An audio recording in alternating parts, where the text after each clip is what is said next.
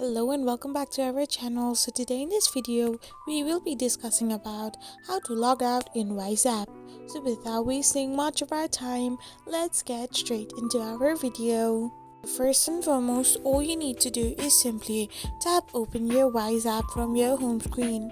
So once you open your Wise app, you will end up in this kind of interface.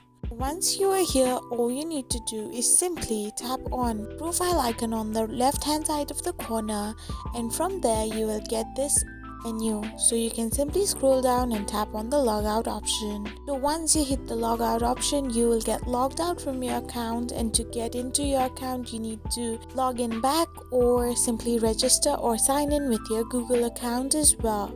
So this is how you log out in your Wise app.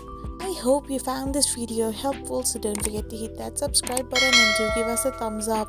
We will be back again with these informative videos. Thank you for watching.